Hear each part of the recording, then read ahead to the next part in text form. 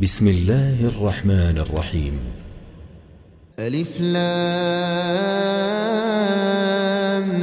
ميم. ذلك الكتاب لا ريب فيه هدى للمتقين الذين يؤمنون بالغيب ويقيمون الصلاة ومما رزقناهم ينفقون والذين يؤمنون بما أنزل إليك وما أنزل من قبلك وبالآخرة هم يوقنون أولئك على هدى من ربهم وأولئك هم المفلحون إن الذين كفروا سواء عليهم أأنذرتهم أم لم تنذرهم لا يؤمنون ختم الله على قلوبهم وعلى سمعهم وعلى أبصارهم غشاوة ولهم عذاب عظيم ومن الناس من يقول آمنا بالله وباليوم الآخر وما هم بمؤمنين يخادعون الله والذين آمنوا وما يخدعون إلا أنفسهم وما يشعرون في قلوبهم مرض فزادهم الله مرضا ولهم عذاب أليم بما كانوا يكذبون وإذا قيل لهم لا تفسدوا في الأرض قالوا إنما نحن مصلحون ألا إنهم هم المفسدون ولكن لا يشعرون وإذا قيل لهم آمنوا كما آمن الناس قالوا أنؤمن كما آمن السفهاء ألا إنهم هم السفهاء ولكن لا يعلمون وإذا لقوا الذين آمنوا قالوا آمنا وإذا خلوا إلى شياطينهم قالوا إنا معكم إنما نحن مستهزئون الله يستهزئ بهم ويمدهم في طغيانهم يعمهون أولئك الذين اشتروا الضلالة بالهدى فما ربحت تجارتهم وما كانوا مهتدين مثلهم كمثل الذي استوقد نارا فلما أضاءت ما حوله ذهب الله بنورهم وتركهم في ظلمات لا يبصرون صم بكم عمي فهم لا يرجعون أو كصيب من السماء فيه ظلمات ورعد وبرق يجعلون أصابعهم في آذانهم من الصواعق حذر الموت والله محيط بالكافرين يكاد البرق يخطف أبصارهم كلما أضاء لهم مشوا فيه وإذا أظلم عليهم قاموا ولو شاء الله لذهب بسمعهم وأبصارهم إن الله على كل شيء قدير يا أيها الناس اعبدوا ربكم الذي خلقكم والذين من قبلكم لعلكم تتقون الذي جعل لكم الأرض فراشا والسماء بناء وأنزل من السماء ماء فأخرج به من الثمرات رزقا لكم فلا تجعلوا لله أندادا وأنتم تعلمون وإن كنتم في ريب مما نزلنا على عبدنا فأتوا بسورة من مثله وادعوا شهداءكم من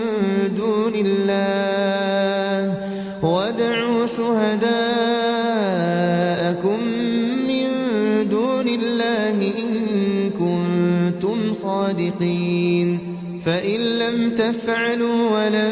تفعلوا فاتقوا النار التي وقودها الناس والحجارة أعدت للكافرين وبشر الذين آمنوا وعملوا الصالحات أن لهم جنات تجري من تحتها الأنهار كلما رزقوا منها من ثمرة رزقا قالوا هذا الذي رزقنا من قبل وأتوا به متشابها ولهم فيها أزواج مطهرة وهم فيها خالدون إن الله لا يستحيي أن يضرب مثلا ما بعوضة فما فوقها فأما الذين آمنوا فيعلمون أنه الحق من ربهم وأما الذين كفروا فيقولون ماذا أراد الله بهذا مثلا يضل به كثيرا ويهدي به كثيرا وما يضل به إلا الفاسقين الذين ينقضون عهد الله من بعد ميثاقه ويقطعون ما أمر الله به أن يوصل ويفسدون في الأرض أولئك هم الخاسرون كيف تكفرون بالله وكنتم أمواتا فأحياكم ثم يميتكم ثم يحييكم ثم إليه ترجعون هو الذي خلق لكم ما في الأرض جميعا ثم استوى إلى السماء فسواهن 7 سماوات وهو بكل شيء عليم وإذ قال ربك للملائكة إني جاعل في الأرض خليفة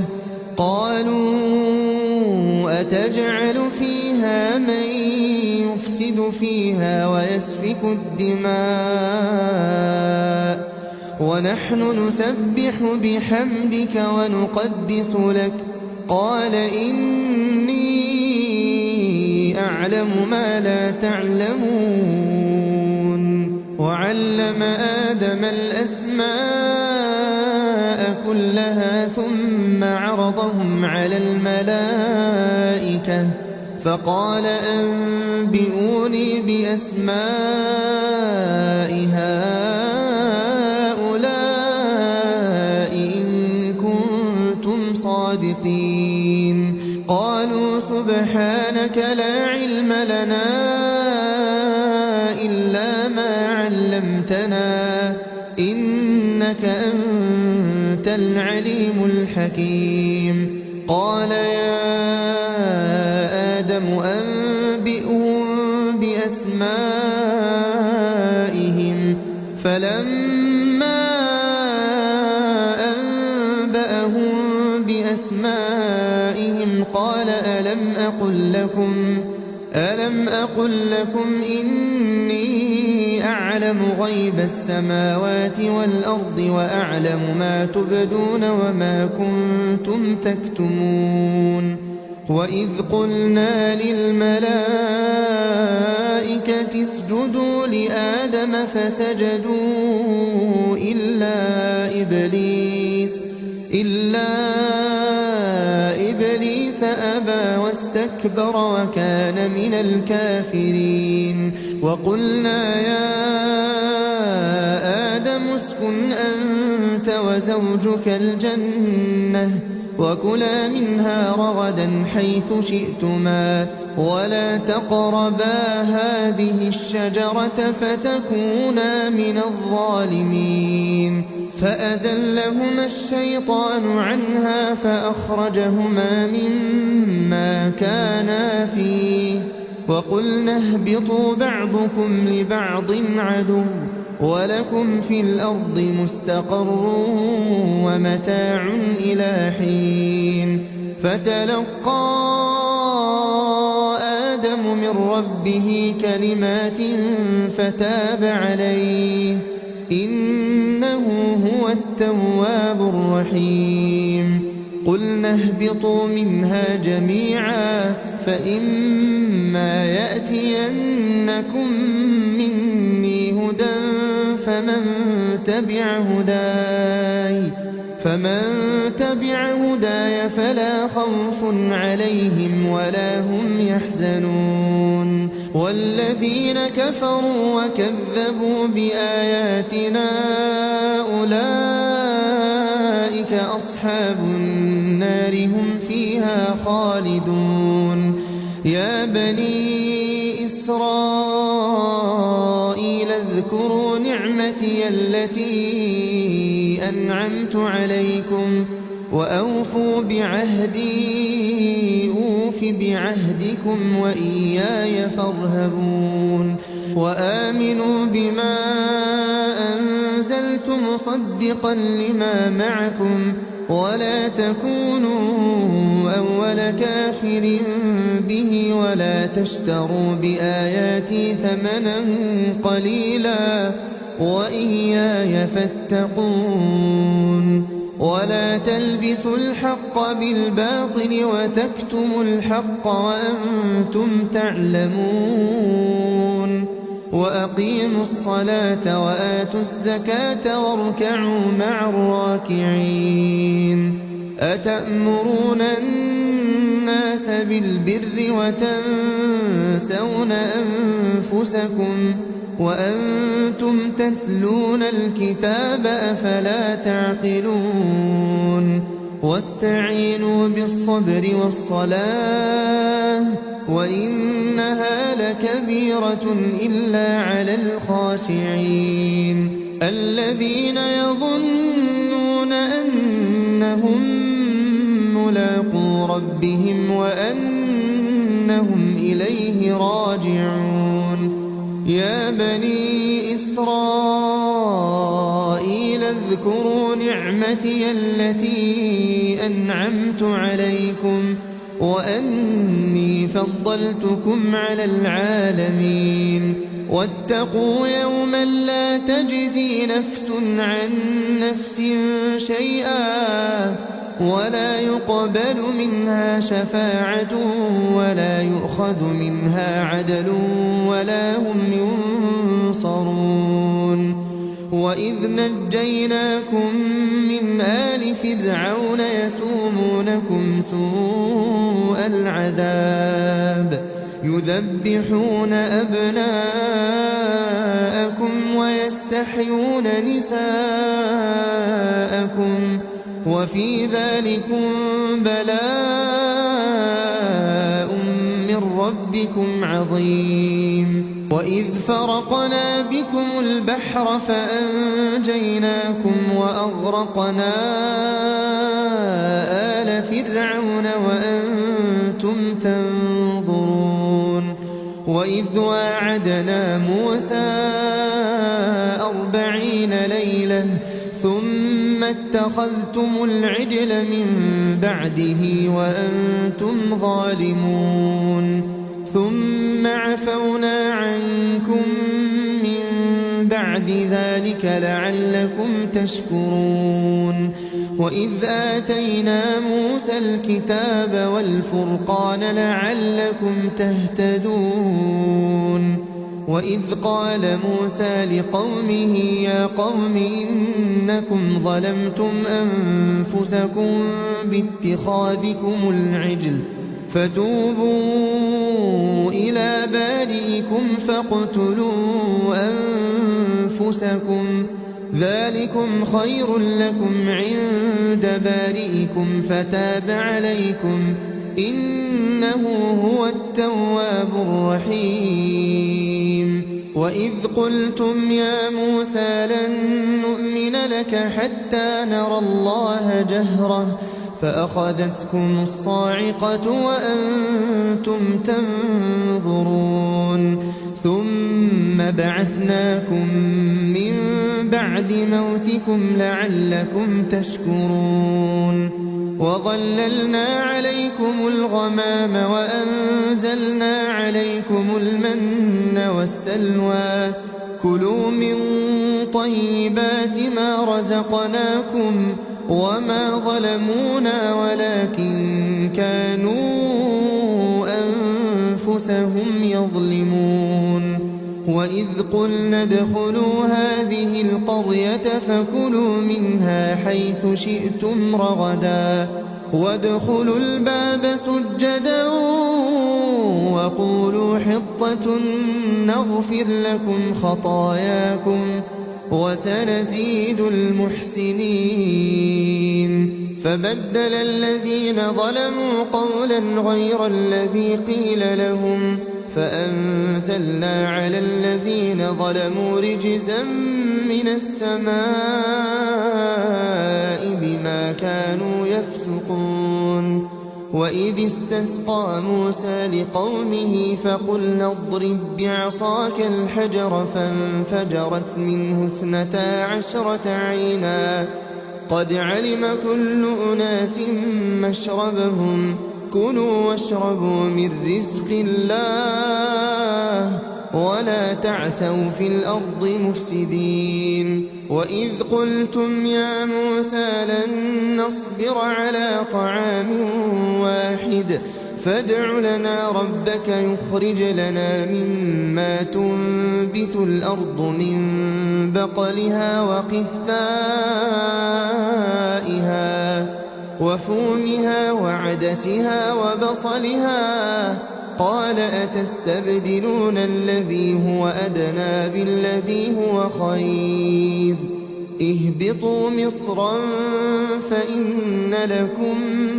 ما سألتم وضربت عليهم الذلة والمسكنة وباءوا بغضب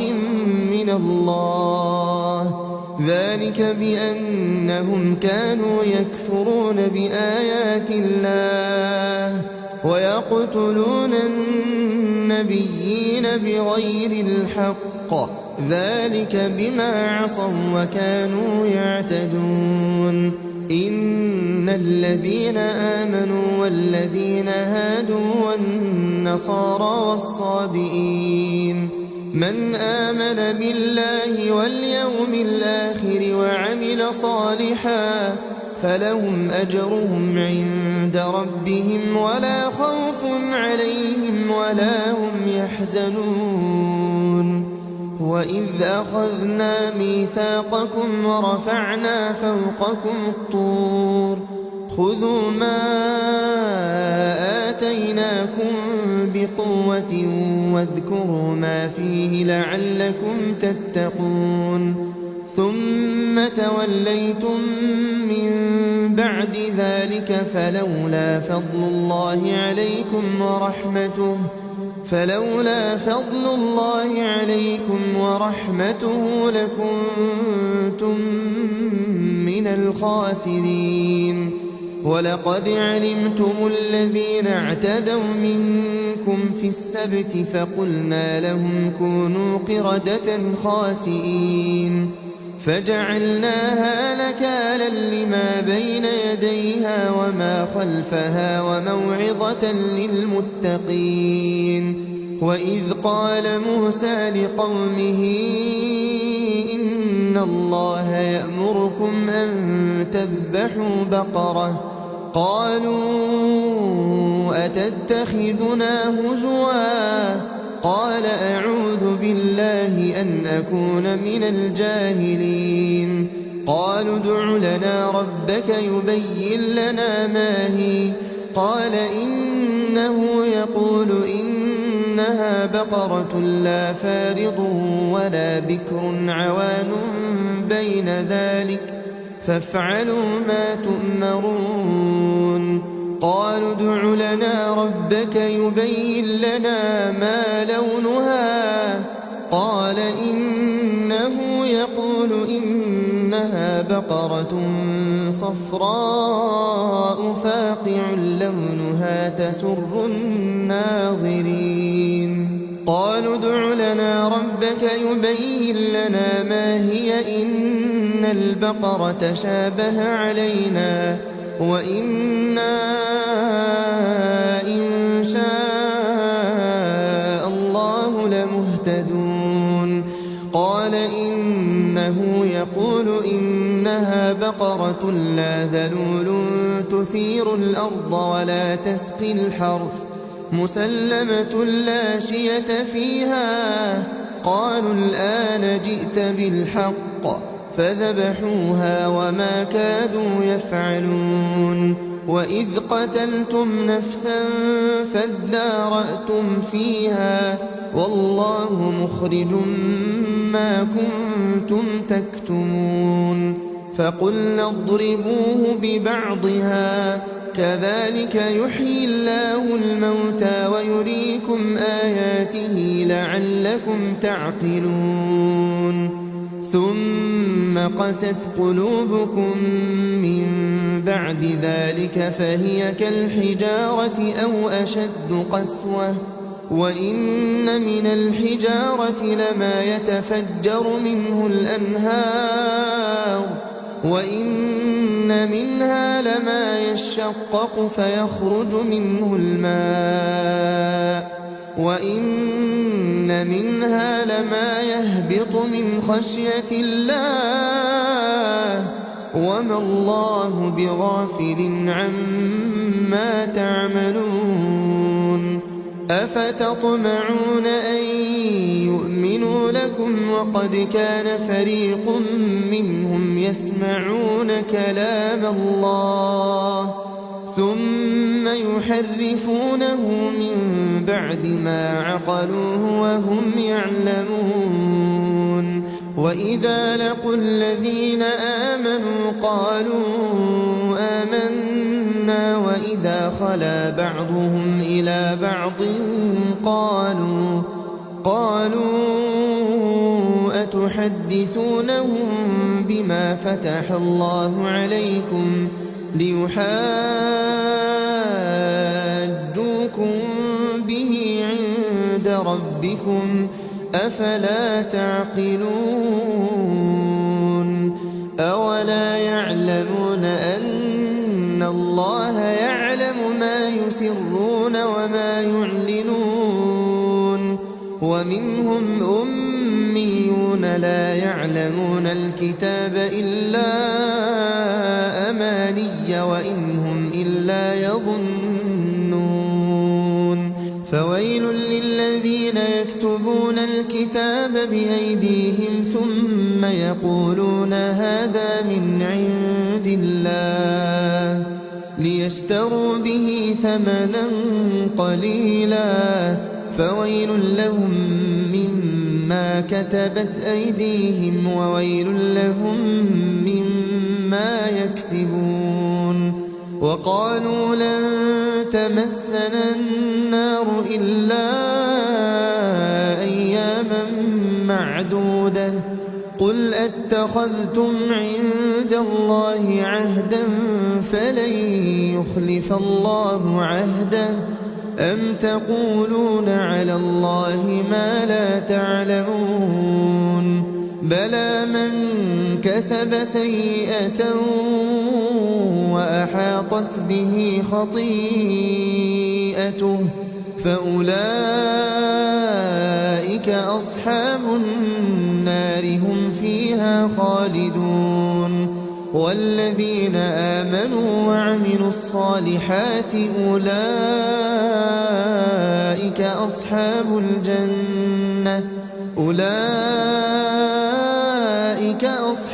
الجنة هم فيها خالدون وإذ أخذنا ميثاق بني إسرائيل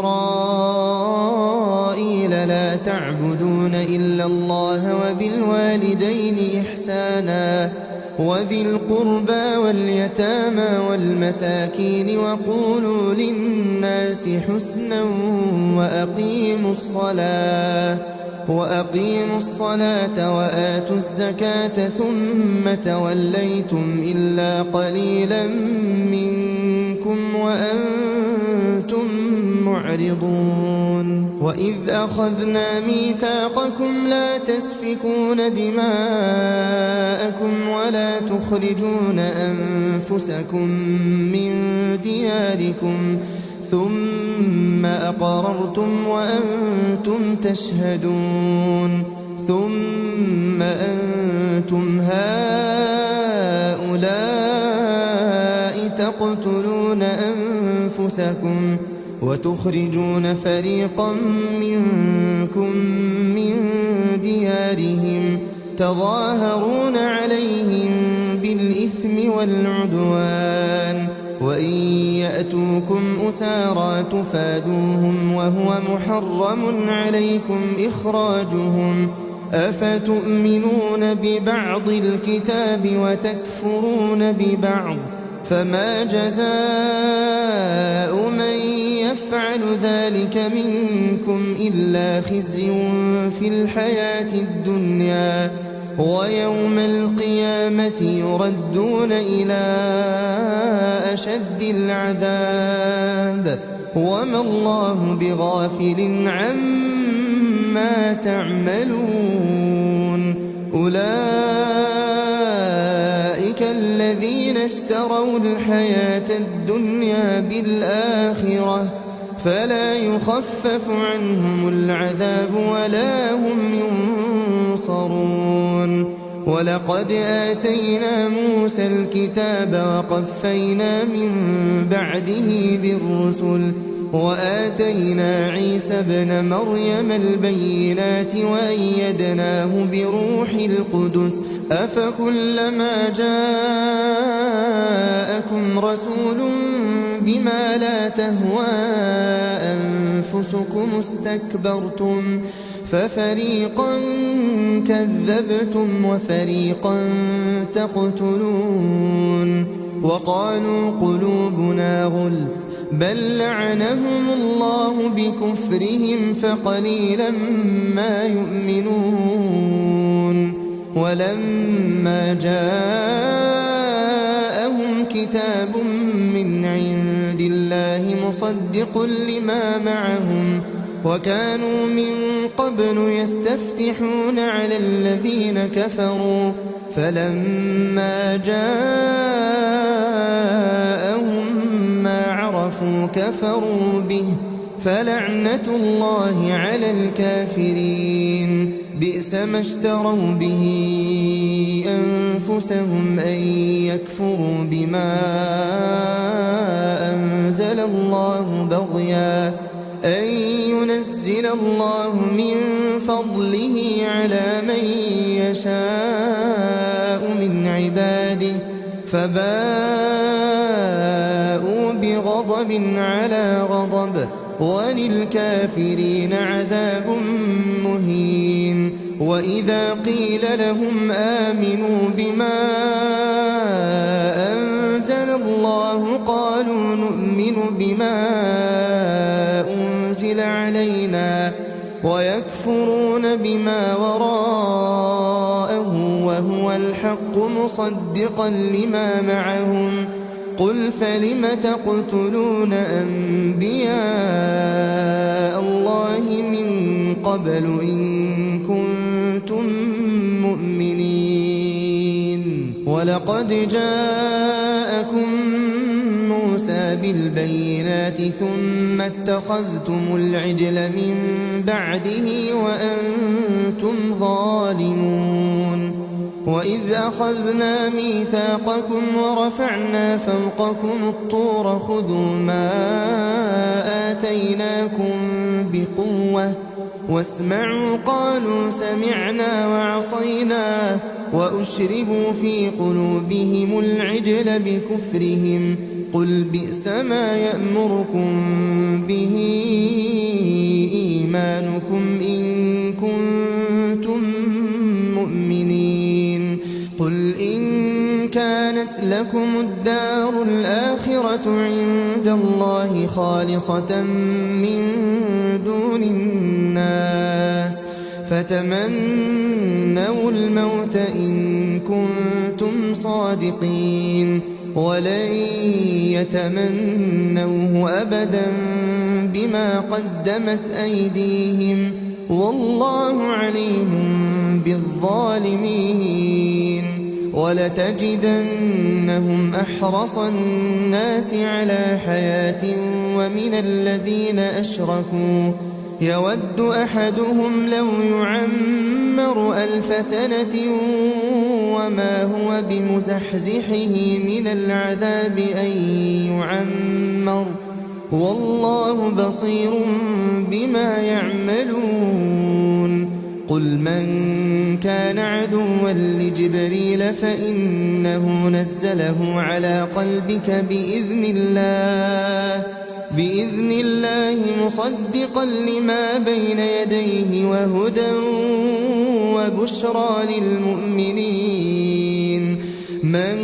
كان عدوا لله وملائكته ورسله وجبريل وميكال فإن الله عدو للكافرين ولقد أنزلنا إليك آيات بينات وما يكفر بها إلا الفاسقون أوكلما عاهدوا عهدا نبذه فريق منهم بل أكثرهم لا يؤمنون ولما جاءهم رسول من عند الله مصدق لما معهم نبذ فريق من الذين أوتوا الكتاب كتاب الله وراء ظهورهم كأنهم لا يعلمون واتبعوا ما تتلو الشياطين على ملك سليمان وما كفر سليمان ولكن الشياطين كفروا يعلمون الناس السحر وما أنزل على الملكين ببابل هاروت وماروت وما يعلمان من أحد حتى يقولا إنما نحن فتنة فلا تكفر فيتعلمون منهما ما يفرقون به بين المرء وزوجه وما هم بضارين به من أحد إلا بإذن الله ويتعلمون ما يضرهم ولا ينفعهم ولقد علموا لمن اشتراه ما له في الآخرة من خلاق ولبئس ما شروا به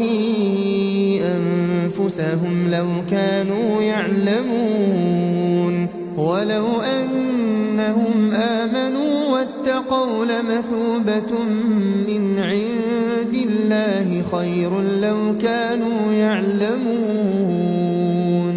يا أيها الذين آمنوا لا تقولوا راعنا وقولوا انظرنا واسمعوا وللكافرين عذاب أليم ما يود الذين كفروا من أهل الكتاب ولا المشركين أن ينزل عليكم من خير من ربكم، والله يختص برحمته من يشاء، والله ذو الفضل العظيم. ما ننسخ من آية أو ننسها نأت بخير منها أو مثلها. ألم تعلم أن الله على كل شيء قدير؟ ألم تعلم أن الله له ملك السماوات والأرض وما لكم من دون الله من ولي ولا نصير؟ أم تريدون أن تسألوا رسولكم كما سئل موسى من قبل؟ ومن يتبدل الكفر بالإيمان فقد ضل سواء السبيل. ود كثير من أهل الكتاب لو يردونكم من بعد إيمانكم كفارا حسدا من عند أنفسهم من بعد ما تبين لهم الحق، فاعفوا واصفحوا حتى يأتي الله بأمره، إن الله على كل شيء قدير. وأقيموا الصلاة وآتوا الزكاة وما تقدموا لأنفسكم من خير تجدوه عند الله، إن الله بما تعملون بصير. وقالوا لن يدخل الجنة إلا من كان هودا أو نصارى، تلك أمانيهم، قل هاتوا برهانكم إن كنتم صادقين. بلى من أسلم وجهه لله وهو محسن فله أجره عند ربه ولا خوف عليهم ولا هم يحزنون. وقالت اليهود ليست النصارى على شيء، وقالت النصارى ليست اليهود على شيء وهم يتلون الكتاب، كذلك قال الذين لا يعلمون مثل قولهم، فالله يحكم بينهم يوم القيامة فيما كانوا فيه يختلفون. ومن أظلم ممن منع مساجد الله أن يذكر فيها اسمه وسعى في خرابها، أولئك ما كان لهم أن يدخلوها إلا خائفين، لهم في الدنيا خزي ولهم في الآخرة عذاب عظيم. ولله المشرق والمغرب، فأينما تولوا فثم وجه الله، إن الله واسع عليم. وقالوا اتخذ الله ولدا سبحانه، بل له ما في السماوات والأرض كل له قانتون. بديع السماوات والأرض، وإذا قضى أمرا فإنما يقول له كن فيكون. وقال الذين لا يعلمون لولا يكلمنا الله أو تأتينا آية، كذلك قال الذين من قبلهم مثل قولهم تشابهت قلوبهم، قد بينا الآيات لقوم يوقنون. إنا أرسلناك بالحق بشيرا ونذيرا، ولا تسأل عن أصحاب الجحيم. ولن ترضى عنك اليهود ولا النصارى حتى تتبع ملتهم قل إن هدى الله هو الهدى ولئن اتبعت أهواءهم بعد الذي جاءك من العلم ما لك من الله من ولي ولا نصير الذين آتيناهم الكتاب يتلونه حق تلاوته أولئك يؤمنون به ومن يكفر به فأولئك هم الخاسرون يا بني إسرائيل اذكروا نعمتي التي أنعمت عليكم وأني فضلتكم على العالمين واتقوا يوما لا تجزي نفس عن نفس شيئا ولا يقبل منها عدل ولا تنفعها شفاعة ولا هم ينصرون وإذ ابتلى إبراهيم ربه بكلمات فأتمهن قال إني جاعلك للناس إماما قال ومن ذريتي قال لا ينال عهد الظالمين وإذ جعلنا البيت مثابة للناس وأمنا واتخذوا من مقام إبراهيم مصلى وعهدنا إلى إبراهيم وإسماعيل أن طهر بيتي للطائفين والعاكفين والركع السجود وإذ قال إبراهيم رب اجعل هذا بلدا آمنا وارزق أهله من الثمرات من آمن منهم بالله واليوم الآخر قال ومن كفر فأمتعه قليلا ثم أضطره إلى عذاب النار وبئس المصير وإذ يرفع إبراهيم القواعد من البيت وإسماعيل ربنا تقبل منا إنك أنت السميع العليم ربنا وجعلنا مسلمين لك ومن ذريتنا أمة مسلمة لك وأرنا مناسكنا وتب علينا إنك أنت التواب الرحيم ربنا وابعث فيهم رسولا منهم يتلو عليهم آياتك ويعلمهم الكتاب والحكمة ويزكيهم إنك أنت العزيز الحكيم ومن يرغب عن ملة إبراهيم إلا من سفه نفسه ولقد اصطفيناه في الدنيا وإنه في الآخرة لمن الصالحين إذ قال له ربه أسلم قال أسلمت لرب العالمين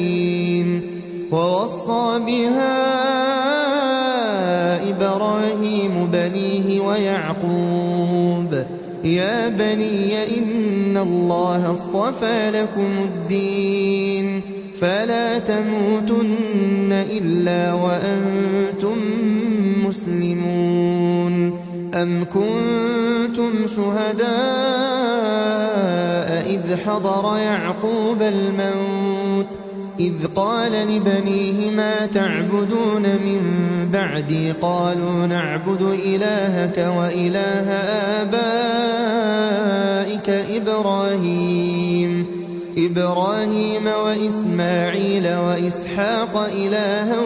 واحدا ونحن له مسلمون تلك أمة قد خلت لها ما كسبت ولكم ما كسبتم ولا تسألون عما كانوا يعملون وقالوا كونوا هودا أو نصارى تهتدوا قل بل ملة إبراهيم حنيفا وما كان من المشركين قولوا آمنا بالله وما أنزل إلينا وما أنزل إلى إبراهيم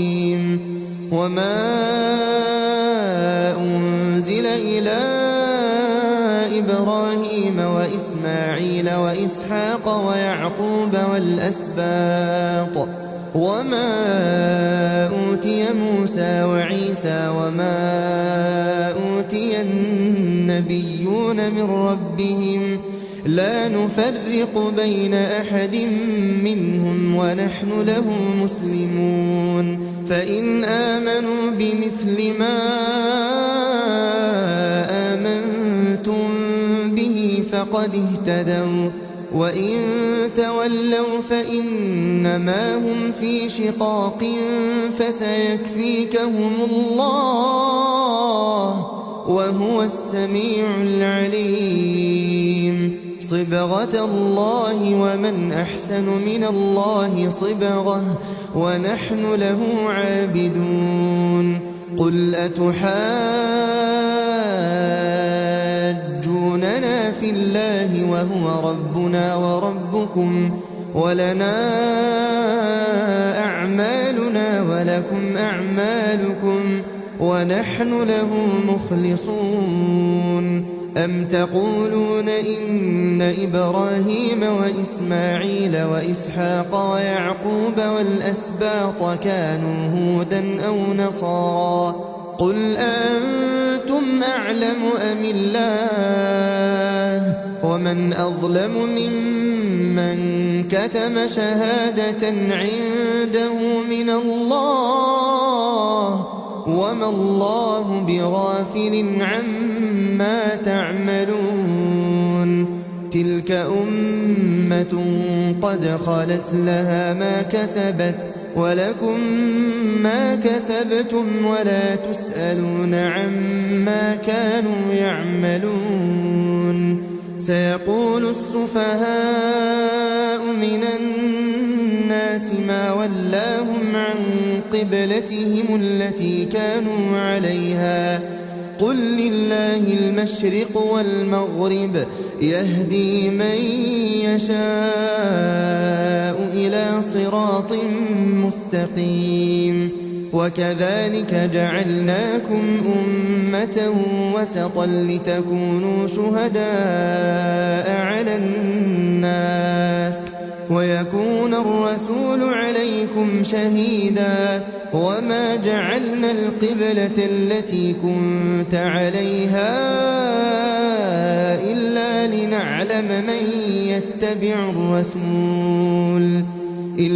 لنعلم من يتبع الرسول ممن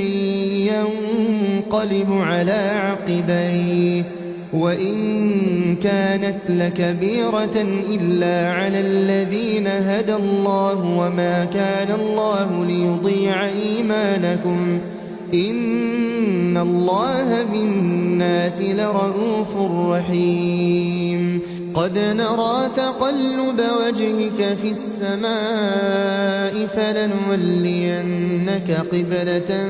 ترضاها فول وجهك شطر المسجد الحرام وحيث ما كنتم فولوا وجوهكم شطره وإن الذين أوتوا الكتاب ليعلمون أنه الحق من ربهم وما الله بغافل عما يعملون ولئن أتيت الذين أوتوا الكتاب بكل آية ما تبعوا قبلتك وما أنت بتابع قبلتهم وما بعضهم بتابع قبلة بعض ولئن اتبعت أهواءهم من بعد ما جاءك من العلم إنك إذا لمن الظالمين. الذين آتيناهم الكتاب يعرفونه كما يعرفون أبناءهم وإن فريقا منهم ليكتمون الحق وهم يعلمون. الحق من ربك فلا تكونن من الممترين. ولكل وجهة هو موليها فاستبقوا الخيرات أينما تكونوا يأت بكم الله جميعا إن الله على كل شيء قدير. ومن حيث خرجت فول وجهك شطر المسجد الحرام وإنه للحق من ربك وما الله بغافل عما تعملون. ومن حيث خرجت فول وجهك شطر المسجد الحرام وحيث ما كنتم فولوا وجوهكم شطره لئلا يكون للناس عليكم حجة إلا الذين ظلموا منهم فلا تخشوهم واخشوني ولأتم نعمتي عليكم ولعلكم تهتدون. كما أرسلنا فيكم رسولا منكم يتلو عليكم آياتنا ويزكيكم ويعلمكم الكتاب والحكمة ويعلمكم ما لم تكونوا تعلمون. فاذكروني أذكركم واشكروا لي ولا تكفرون. يا أيها الذين آمنوا استعينوا بالصبر والصلاة إن الله مع الصابرين. ولا تقولوا لمن يقتل في سبيل الله أموات بل أحياء ولكن لا تشعرون. ولنبلونكم بشيء من الخوف والجوع ونقص من الأموال والأنفس والثمرات وبشر الصابرين الذين إذا أصابتهم مصيبة قالوا إنا لله وإنا إليه راجعون. أولئك عليهم صلوات من ربهم ورحمة وأولئك هم المهتدون. إن الصفا والمروة من شعائر الله فمن حج البيت أو اعتمر فلا جناح عليه أن يطوف بهما ومن تطوع خيرا فإن الله شاكر عليم. إن الذين يكتمون ما أنزلنا من البينات والهدى من بعد ما بيناه للناس في الكتاب أولئك يلعنهم الله ويلعنهم اللاعنون إلا الذين تابوا وأصلحوا وبينوا فأولئك أتوب عليهم وأنا التواب الرحيم. إن الذين كفروا وماتوا وهم كفار أولئك عليهم لعنة الله والملائكة والناس أجمعين خالدين فيها لا يخفف عنهم العذاب ولا هم ينظرون وإلهكم إله واحد لا إله إلا هو الرحمن الرحيم إن في خلق السماوات والأرض واختلاف الليل والنهار والفلك التي تجري في البحر بما ينفع الناس وما أنزل الله من السماء من ماء فأحيا به الأرض بعد موتها وبث فيها من كل دابة وتصريف الرياح والسحاب المسخر بين السماء والأرض لآيات لقوم يعقلون ومن الناس من يتخذ من دون الله أندادا يحبونهم كحب الله والذين آمنوا أشد حبا لله ولو يرى الذين ظلموا إذ يرون العذاب أن القوة لله جميعا وأن الله شديد العذاب إذ تبرأ الذين اتبعوا من الذين اتبعوا ورأوا العذاب وتقطعت بهم الأسباب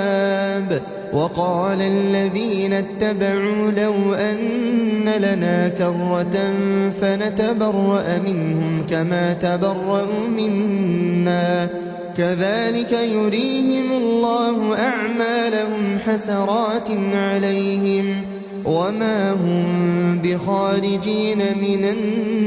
النار يا أيها الناس كلوا مما في الأرض حلالا طيبا ولا تتبعوا خطوات الشيطان إنه لكم عدو مبين إنما يأمركم بالسوء والفحشاء وأن تقولوا على الله ما لا تعلمون وإذا قيل لهم اتبعوا ما أنزل الله قالوا بل نتبع ما ألفينا عليه آباءنا أولو كان آباؤهم لا يعقلون شيئا ولا يهتدون ومثل الذين كفروا كمثل الذي ينعق بما لا يسمع إلا دعاء ونداء صم بكم عمي فهم لا يعقلون يا أيها الذين آمنوا كلوا من طيبات ما رزقناكم واشكروا لله إن كنتم إياه تعبدون إنما حرم عليكم الميتة والدم ولحم الخنزير وما أهل به لغير الله فمن اضطر غير باغ ولا عاد فلا إثم عليه إن الله غفور رحيم إن الذين يكتمون ما أنزل الله من الكتاب ويشترون به ثمنا قليلا أولئك ما يأكلون في بطونهم إلا النار ولا يكلمهم الله يوم القيامة ولا يزكيهم ولهم عذاب أليم. أولئك الذين اشتروا الضلالة بالهدى والعذاب بالمغفرة فما أصبرهم على النار. ذلك بأن الله نزل الكتاب بالحق وإن الذين اختلفوا في الكتاب لفي شقاق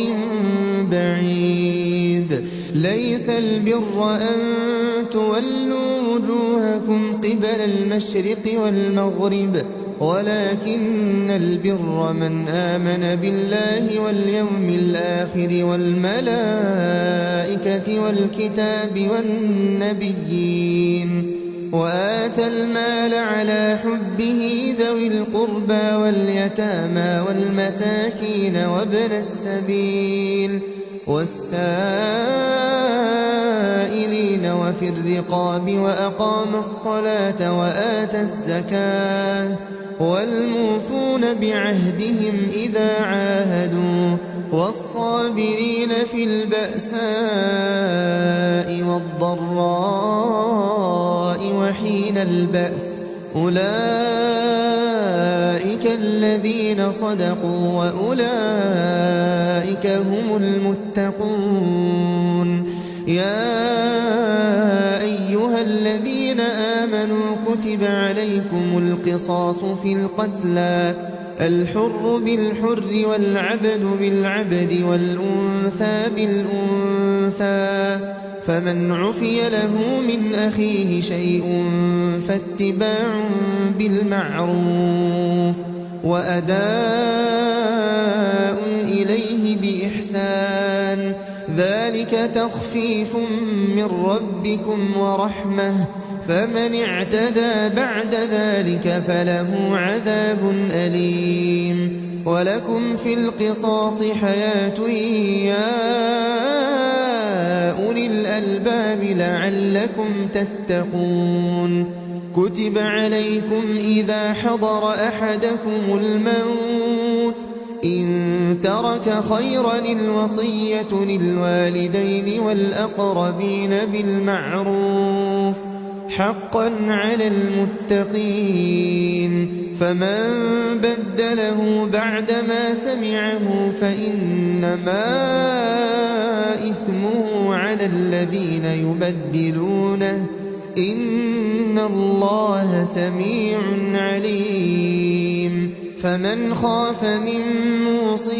جنفا أو إثما فأصلح بينهم فلا إثم عليه إن الله غفور رحيم. يا أيها الذين آمنوا كتب عليكم الصيام كما كتب على الذين من قبلكم لعلكم تتقون. أياما معدودات فمن كان منكم مريضا أو على سفر فعدة من أيام أخر وعلى الذين يطيقونه فدية طعام مسكين فمن تطوع خيرا فهو خير له وأن تصوموا خير لكم إن كنتم تعلمون. شهر رمضان الذي أنزل فيه القرآن هدى للناس وبينات من الهدى والفرقان فمن شهد منكم الشهر فليصمه ومن كان مريضا أو على سفر فعدة من أيام أخر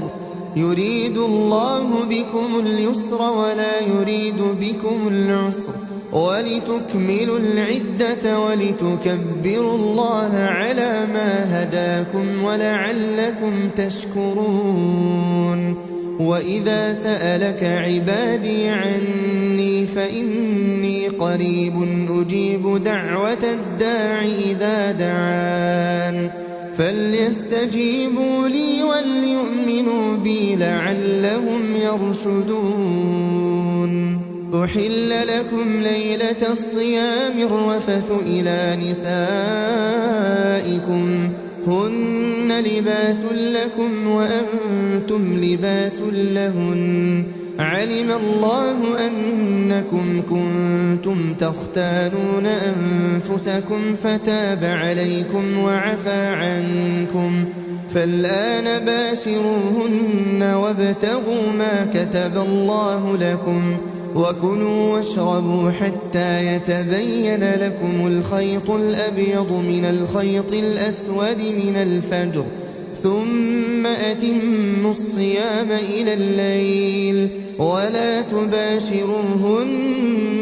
وأنتم عاكفون في المساجد تلك حدود الله فلا تقربوها كذلك يبين الله آياته للناس لعلهم يتقون. ولا تأكلوا أموالكم بينكم بالباطل وتدلوا بها إلى الحكام لتأكلوا فريقا من أموال الناس بالإثم وأنتم تعلمون. يسألونك عن الأهلة قل هي مواقيت للناس والحج وليس البر بأن تأتوا البيوت من ظهورها ولكن البر من اتقى وأتوا البيوت من أبوابها واتقوا الله لعلكم تفلحون. وقاتلوا في سبيل الله الذين يقاتلونكم ولا تعتدوا إن الله لا يحب المعتدين. واقتلوهم حيث ثقفتموهم وأخرجوهم من حيث أخرجوكم والفتنة أشد من القتل ولا تقاتلوهم عند المسجد الحرام حتى يقاتلوكم فيه فإن قاتلوكم فاقتلوهم كذلك جزاء الكافرين. فإن انتهوا فإن الله غفور رحيم. وقاتلوهم حتى لا تكون فتنة ويكون الدين لله فإن انتهوا فلا عدوان إلا على الظالمين. الشهر الحرام بالشهر الحرام والحرمات قصاص فمن اعتدى عليكم فاعتدوا عليه بمثل ما اعتدى عليكم واتقوا الله واعلموا أن الله مع المتقين. وأنفقوا في سبيل الله ولا تلقوا بأيديكم إلى التهلكة وأحسنوا إن الله يحب المحسنين. وأتموا الحج والعمرة لله فإن أحصرتم فما استيسر من الهدي ولا تحلقوا رؤوسكم حتى يبلغ الهدي محله فمن كان منكم مريضا أو به أذى من رأسه ففدية من صيام أو صدقة أو نسك فإذا أمنتم فمن تمتع بالعمرة إلى الحج فما استيسر من الهدي فمن لم يجد فصيام 3 أيام في الحج و7 إذا رجعتم تلك 10 كاملة ذلك لمن لم يكن أهله حاضر المسجد الحرام. واتقوا الله واعلموا أن الله شديد العقاب. الحج أشهر معلومات فمن فرض فيهن الحج فلا رفث ولا فسوق ولا جدال في الحج وما تفعلوا من خير يعلمه الله وتزودوا فإن خير الزاد التقوى واتقون يا أولي الألباب ليس عليكم جناح أن تبتغوا فضلا من ربكم فإذا أفضتم من عرفات فاذكروا الله عند المشعر الحرام واذكروه كما هداكم وإن كنتم من قبله لمن الضالين ثم أفيضوا من حيث أفاض الناس واستغفروا الله إن الله غفور رحيم فإذا قضيتم مناسككم فاذكروا الله كذكركم آباءكم أو أشد ذكرا فمن الناس من يقول ربنا آتنا في الدنيا وما له في الآخرة من خلاق ومنهم من يقول ربنا آتنا في الدنيا حسنة وفي الآخرة حسنة وقنا عذاب النار أولئك لهم نصيب مما كسبوا والله سريع الحساب واذكروا الله في أيام معدودات فمن تعجل في يومين فلا إثم عليه ومن تأخر فلا إثم عليه لمن اتقى واتقوا الله واعلموا أنكم إليه تحشرون ومن الناس من يعجبك قوله في الحياة الدنيا ويشهد الله على ما في قلبه وهو ألد الخصام وإذا تولى سعى في الأرض ليفسد فيها ويهلك الحرث والنسل والله لا يحب الفساد وإذا قيل له اتق الله أخذته العزة بالإثم فحسبه جهنم ولبئس المهاد ومن الناس من يشري نفسه ابتغاء مرضات الله والله رؤوف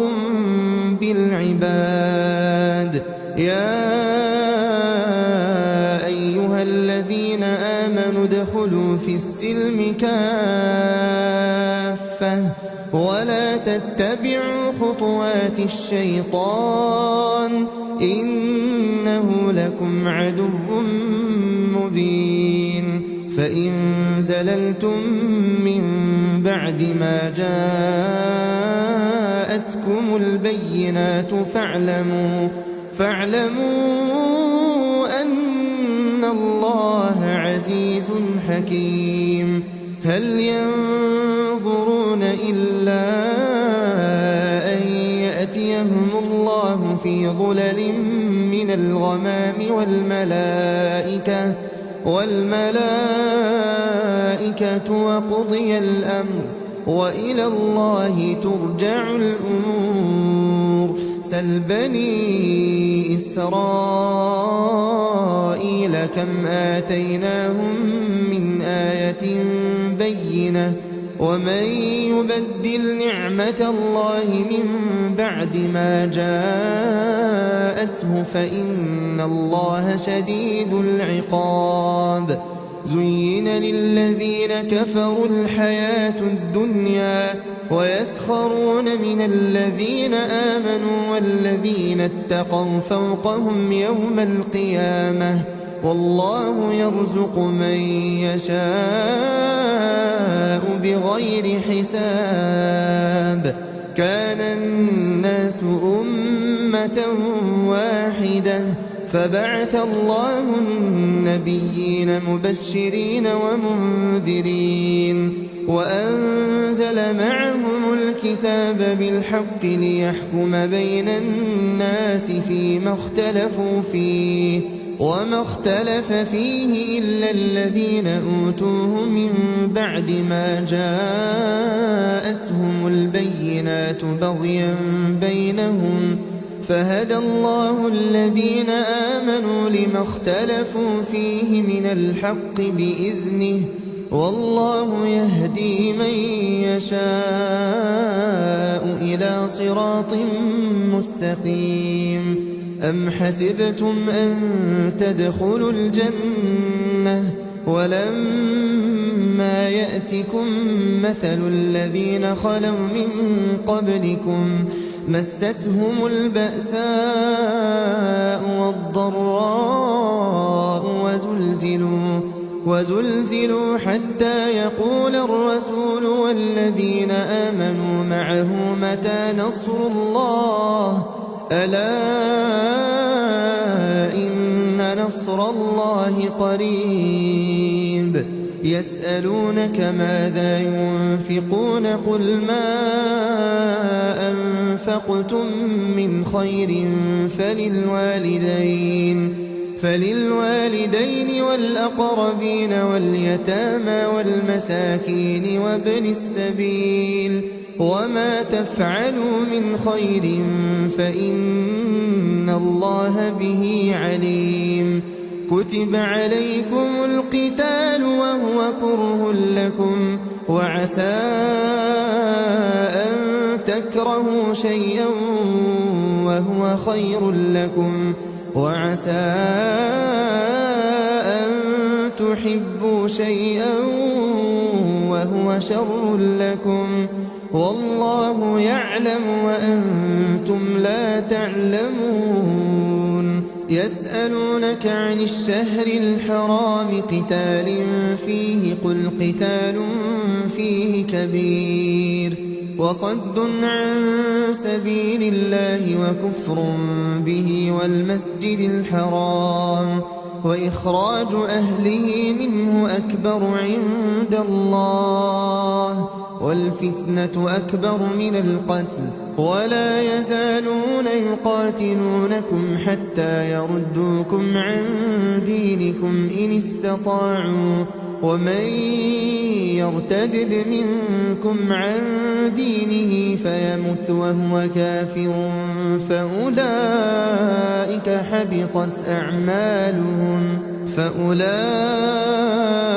حبطت أعمالهم في الدنيا والآخرة وأولئك أصحاب النار هم فيها خالدون. إن الذين آمنوا والذين هاجروا وجاهدوا في سبيل الله أولئك يرجون رحمة الله والله غفور رحيم. يسألونك عن الخمر والميسر قل فيهما إثم كبير ومنافع للناس وإثمهما أكبر من نفعهما ويسألونك ماذا ينفقون قل العفو كذلك يبين الله لكم الآيات لعلكم تتفكرون في الدنيا والآخرة. ويسألونك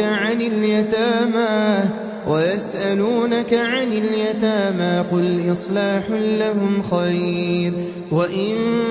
تخالطوهم فإخوانكم والله يعلم المفسد من المصلح ولو شاء الله لأعنتكم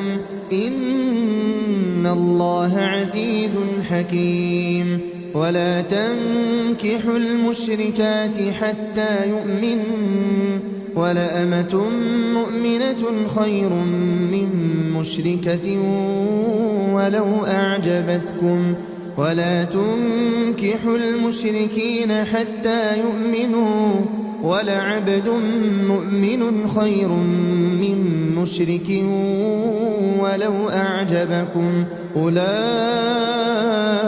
يدعون إلى النار والله يدعو إلى الجنة والمغفرة بإذنه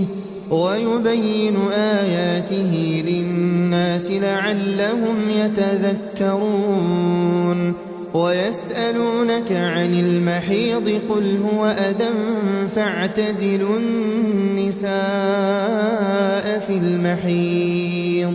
ولا تقربوهن حتى يطهرن فإذا تطهرن فأتوهن من حيث أمركم الله إن الله يحب التوابين ويحب المتطهرين نساؤكم حرث لكم فأتوا حرثكم أنى شئتم وقدموا لأنفسكم واتقوا الله واعلموا أنكم ملاقوه وبشر المؤمنين ولا تجعلوا الله عرضة لأيمانكم أن تبروا وتتقوا وتصلحوا بين الناس والله سميع عليم لا يؤاخذكم الله باللغو في أيمانكم ولكن يؤاخذكم بما كسبت قلوبكم والله غفور حليم للذين يؤلون من نسائهم تربص 4 أشهر فإن فاءوا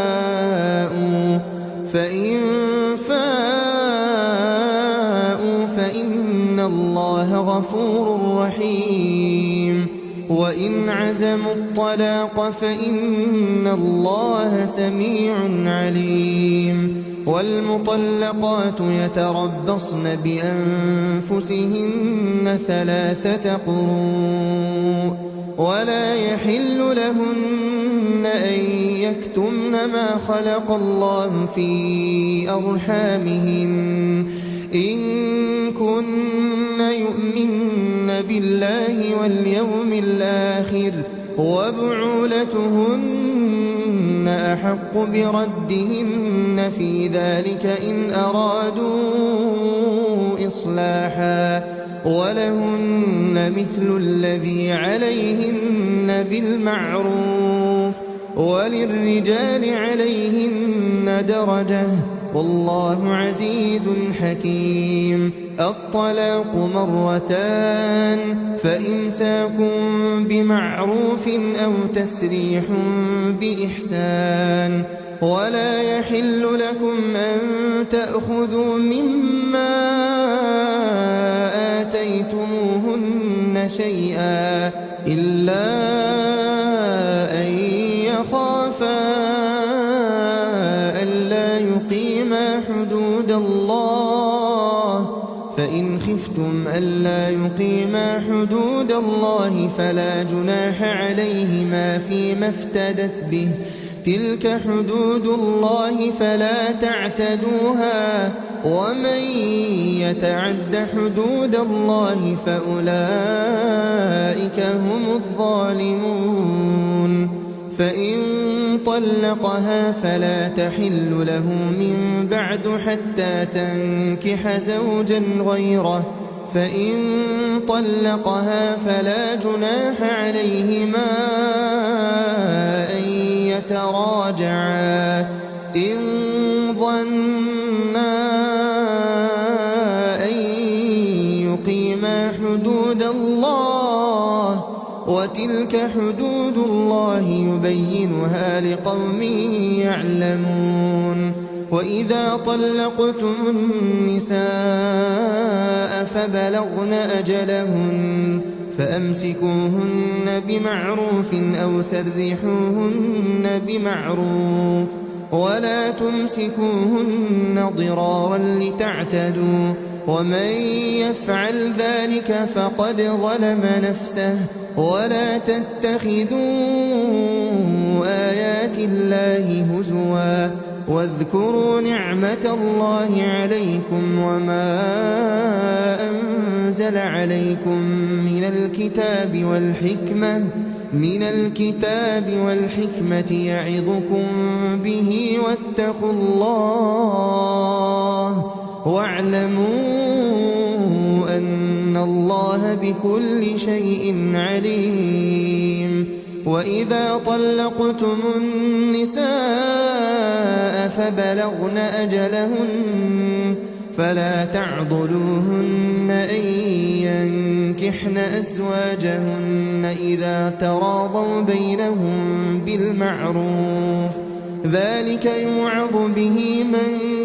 كان منكم يؤمن بالله واليوم الآخر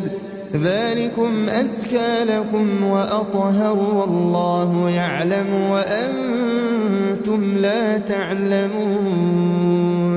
والوالدات يرضعن أولادهن حولين كاملين لمن أراد أن يتم الرضاعة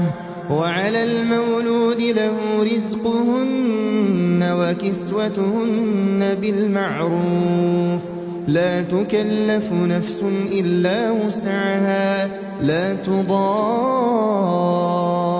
والدة بولدها ولا مولود له بولده وعلى الوارث مثل ذلك فإن أرادا فصالا عن تراض منهما وتشاور فلا جناح عليهما. وإن أردتم أن تسترضعوا أولادكم فلا جناح عليكم إذا سلمتم ما آتيتم بالمعروف واتقوا الله واعلموا أن الله بما تعملون بصير. والذين يتوفون منكم ويذرون أزواجا يتربصن بأنفسهن 4 أشهر وعشرا فإذا بلغن أجلهن فلا جناح عليكم فيما فعلن في أنفسهن بالمعروف والله بما تعملون خبير. ولا جناح عليكم فيما عرضتم به من خطبة النساء أو أكننتم في أنفسكم علم الله أنكم ستذكرونهن ولكن لا تواعدوهن سرا إلا أن تقولوا قولا معروفا ولا تعزموا عقدة النكاح حتى يبلغ الكتاب أجله واعلموا أن الله يعلم ما في أنفسكم فاحذروه واعلموا أن الله غفور حليم. لا جناح عليكم إن طلقتم النساء ما لم تمسوهن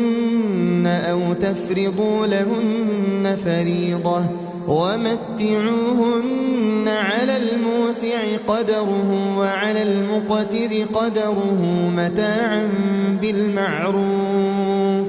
متاعا بالمعروف حقا على المحسنين. وإن طلقتموهن من قبل أن تمسوهن وقد فرضتم لهن فريضة فنصف ما فرضتم إلا أن يعفون أو يعفو الذي بيده عقدة النكاح وأن تعفوا أقرب للتقوى ولا تنسوا الفضل بينكم إن الله بما تعملون بصير حافظوا على الصلوات والصلاة الوسطى وقوموا لله قانتين فإن خفتم فرجالا أو ركبانا فإذا أمنتم فاذكروا الله كما علمكم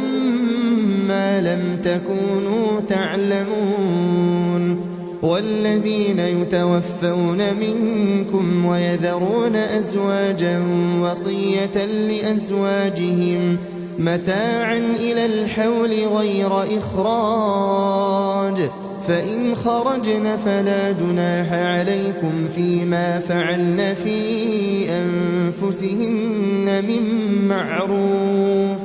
والله عزيز حكيم وللمطلقات متاع بالمعروف حقا على المتقين كذلك يبين الله لكم آياته لعلكم تعقلون ألم تر إلى الذين خرجوا من ديارهم وهم ألوف حذر الموت فقال لهم الله موتوا ثم أحياهم إن الله لذو فضل على الناس ولكن أكثر الناس لا يشكرون وقاتلوا في سبيل الله واعلموا أن الله سميع عليم من ذا الذي يقرض الله قرضا حسنا فيضاعفه له أضعافا كثيرة والله يقبض ويبسط وإليه ترجعون ألم تر إلى الملأ من بني إسرائيل من بعد موسى إذ قالوا لنبي لهم ابعث لنا ملكا نقاتل في سبيل الله قال هل عسيتم إن كتب عليكم القتال ألا تقاتلوا قالوا وما لنا ألا نقاتل في سبيل الله وقد أخرجنا من ديارنا وأبنائنا فلما كتب عليهم القتال تولوا إلا قليلا منهم والله عليم بالظالمين وقال لهم نبيهم إن الله قد بعث لكم طالوت ملكا قالوا أنى يكون له الملك علينا ونحن أحق بالملك منه ولم يؤت سعة من المال قال إن الله اصطفاه عليكم وزاده بسطة في العلم والجسم والله يؤتي ملكه من يشاء والله واسع عليم وقال لهم نبيهم إن آية ملكه أن يأتيكم التابوت فيه سكينة من ربكم وبقية مما ترك آل موسى وآل هارون تحمله الملائكة إن في ذلك لآية لكم إن كنتم مؤمنين فلما فصل طالوت بالجنود قال إن الله مبتليكم بنهر فمن شرب منه فليس مني ومن لم يطعمه فإنه مني إلا من اغترف غرفة بيده فشربوا منه إلا قليلا منهم فلما جاوزه هو والذين آمنوا معه قالوا لا طاقة لنا اليوم بجالوت وجنوده قال الذين يظنون أنهم ملاقو الله كم من فئة قليلة غلبت فئة كثيرة بإذن الله والله مع الصابرين. ولما برزوا لجالوت وجنوده قالوا ربنا أفرغ علينا صبرا وثبت أقدامنا وانصرنا على القوم الكافرين فهزموهم بإذن الله وقتل داود جالوت وآتاه الله الملك والحكمة وعلمه مما يشاء ولولا دفع الله الناس بعضهم ببعض لفسدت الأرض ولكن الله ذو فضل على العالمين. تلك آيات الله نتلوها عليك بالحق وإنك لمن المرسلين. تلك الرسل فضلنا بعضهم على بعض منهم من كلم الله ورفع بعضهم درجات وآتينا عيسى ابن مريم البينات وأيدناه بروح القدس ولو شاء الله ما اقتتل الذين من بعدهم من بعد ما جاءتهم البينات ولكن اختلفوا فمنهم من آمن ومنهم من كفر ولو شاء الله ما اقتتلوا ولكن الله يفعل ما يريد. يا أيها الذين آمنوا أنفقوا مما رزقناكم من قبل أن يأتي يوم لا بيع فيه ولا خلة ولا شفاعة والكافرون هم الظالمون. الله لا إله إلا هو الحي القيوم لا تأخذه سنة ولا نوم له ما في السماوات وما في الأرض من ذا الذي يشفع عنده إلا بإذنه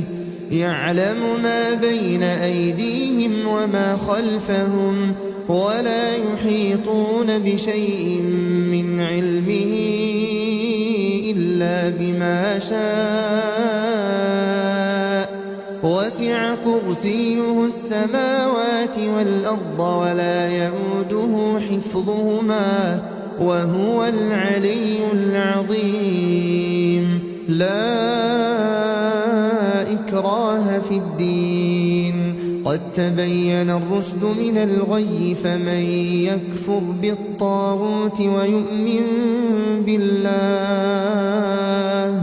فقد استمسك بالعروة الوثقى لا انفصام لها والله سميع عليم. الله ولي الذين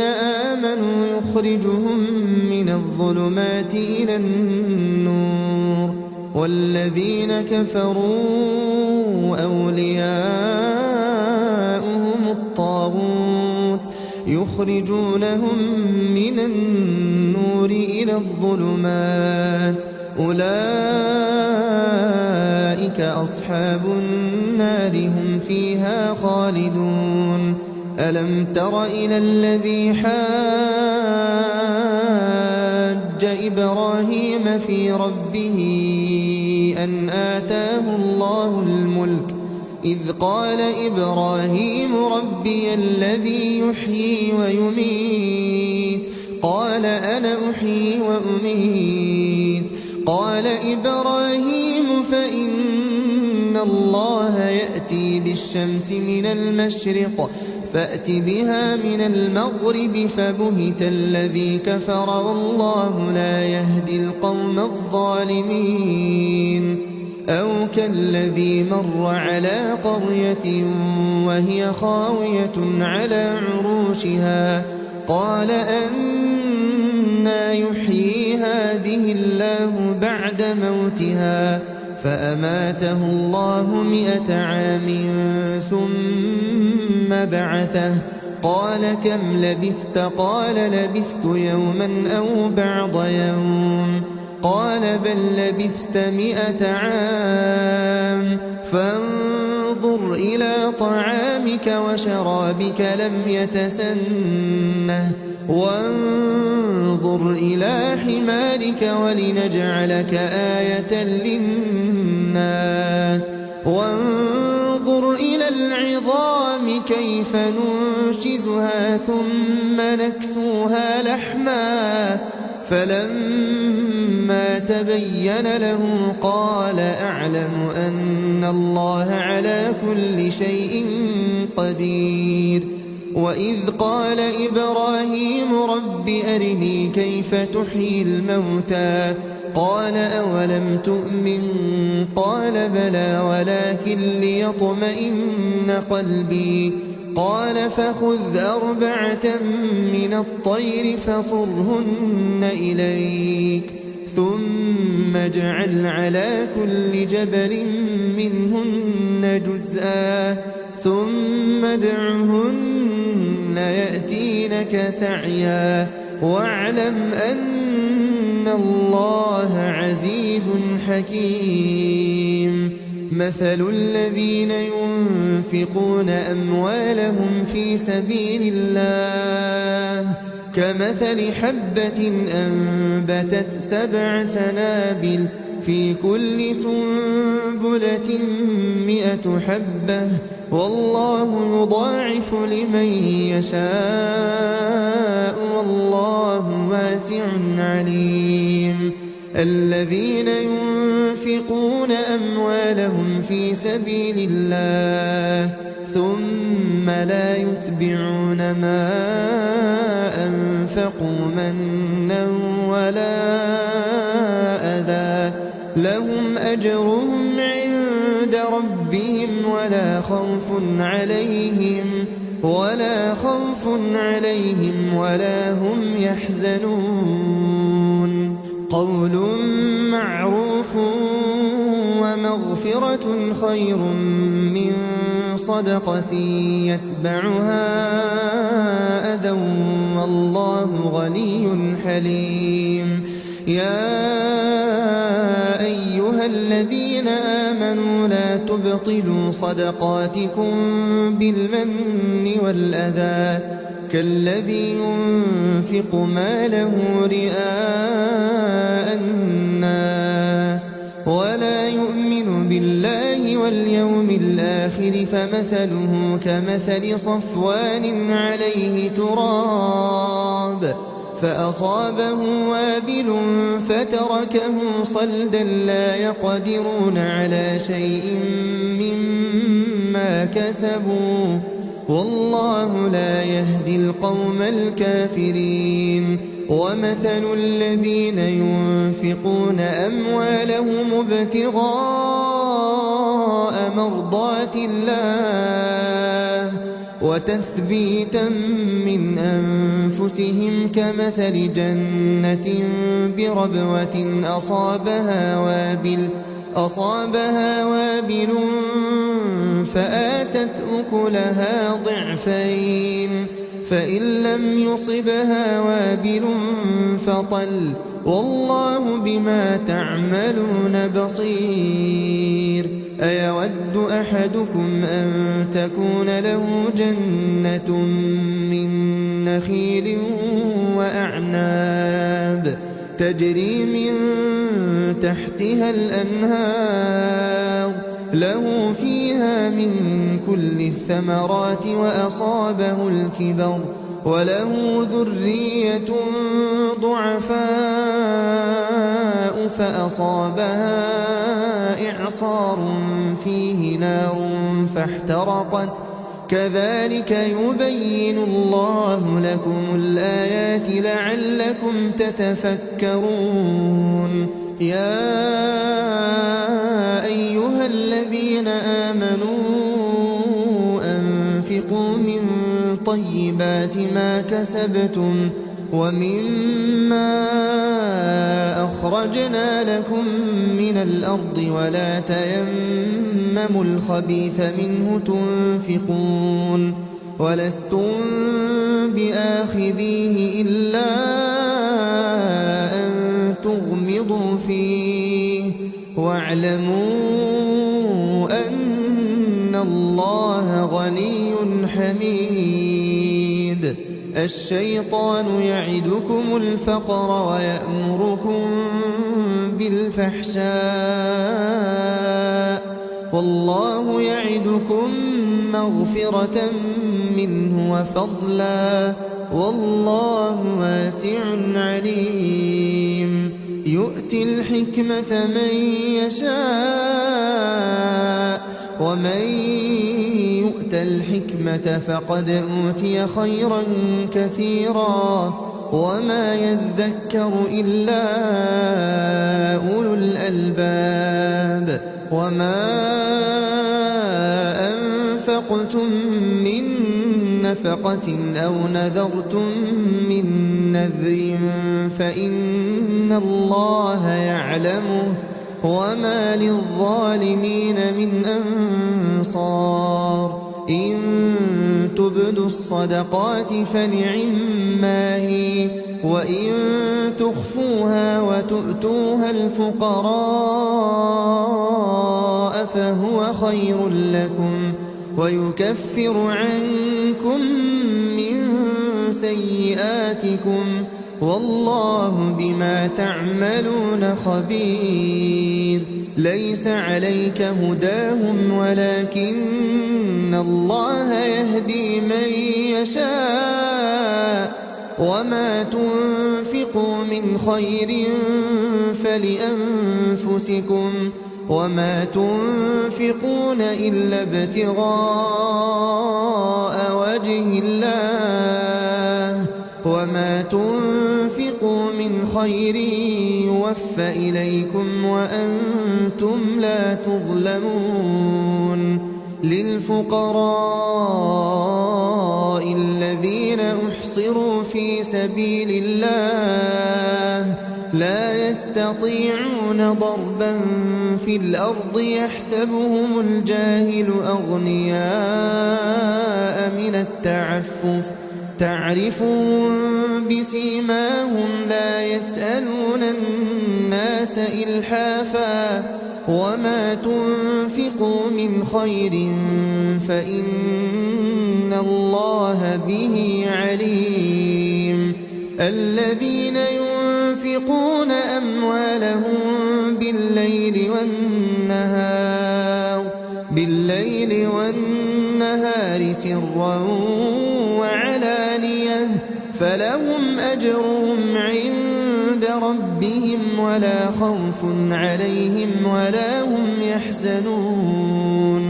الذين يأكلون الربا لا يقومون إلا كما يقوم الذي يتخبطه الشيطان من المس ذلك بأنهم قالوا إنما البيع مثل الربا وأحل الله البيع وحرم الربا فمن جاءه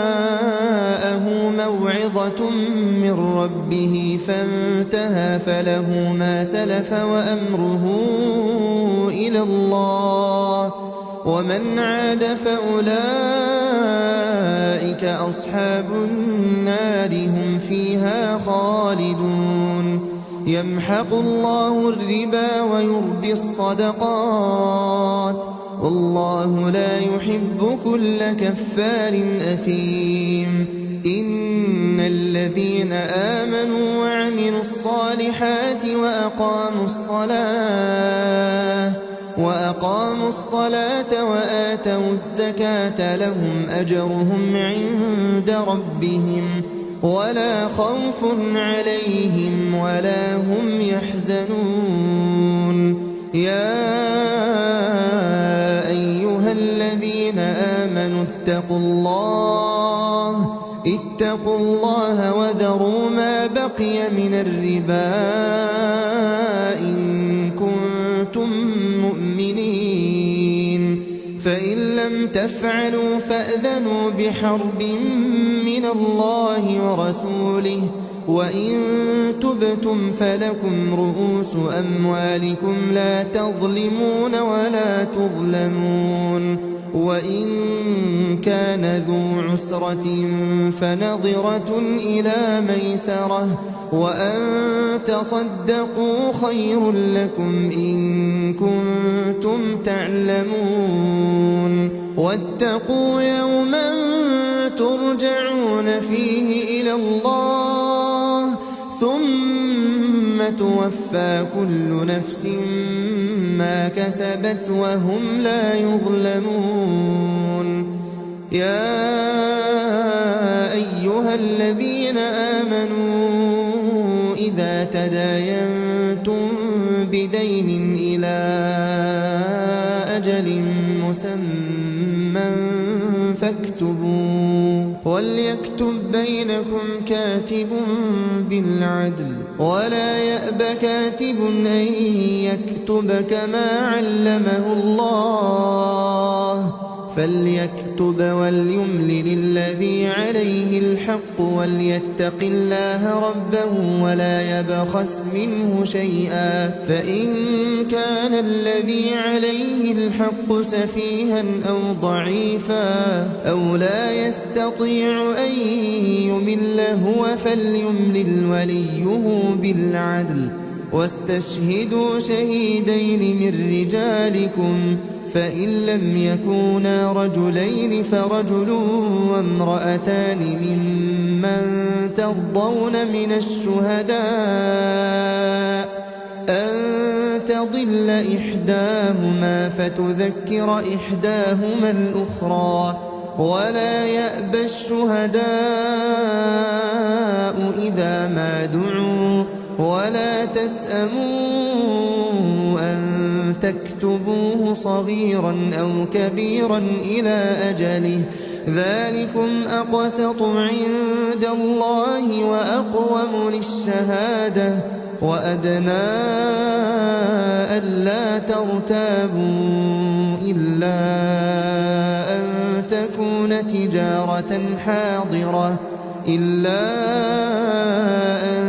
تكون تجارة حاضرة تديرونها بينكم فليس عليكم جناح ألا تكتبوها وأشهدوا إذا تبايعتم ولا يضار كاتب ولا شهيد وإن تفعلوا فإنه فسوق بكم واتقوا الله ويعلمكم الله والله بكل شيء عليم وإن كنتم على سفر ولم تجدوا كاتبا فرهان مقبوضة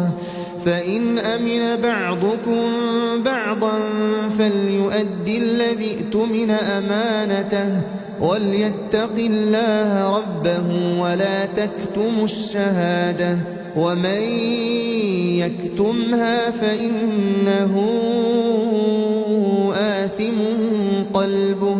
والله بما تعملون عليم لله ما في السماوات وما في الأرض وإن تبدوا ما في أنفسكم أو تخفوه يحاسبكم به الله فيغفر لمن يشاء ويعذب من يشاء والله على كل شيء قدير. آمن الرسول بما أنزل إليه من ربه والمؤمنون كل آمن بالله وملائكته وكتبه ورسله لا نفرق بين أحد من